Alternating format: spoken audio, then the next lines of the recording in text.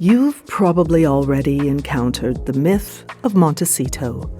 Blurry long lens shots of palatial estates and the famously wealthy living in a landscape so pretty it feels unreasonable.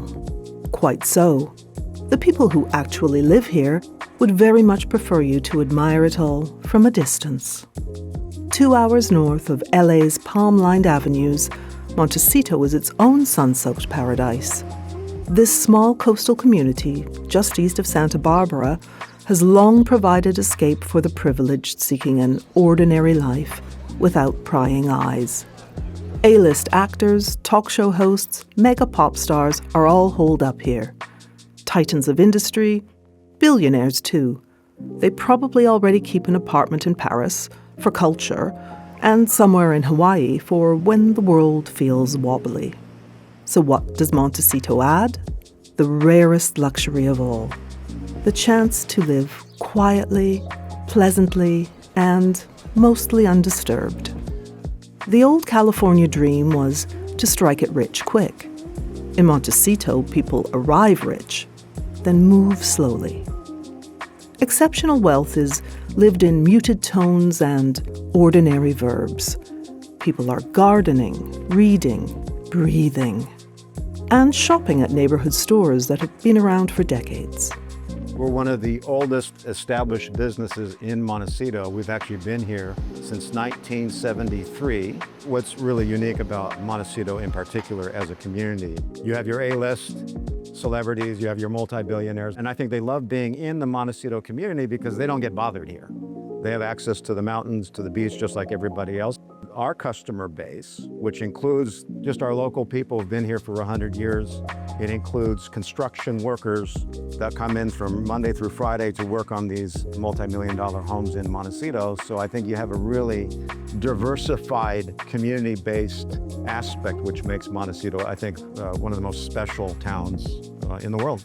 There's no real main square here, no boardwalk, no Instagrammable Montecito sign. Here, discretion does most of the talking. Mansions hide behind gates, shops stay low-key, the few hotels prefer hushed privacy. San Ysidro Ranch is just an exceptionally special location where every person that comes here creates a connection with the property as well as with the local community of Montecito. Once you set foot on this property, you get a really good understanding that while you're in the state of California, you almost feel like you're in Europe.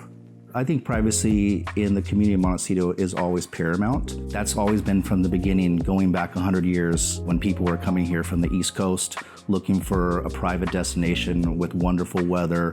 So there's always been something associated with people coming for a private retreat.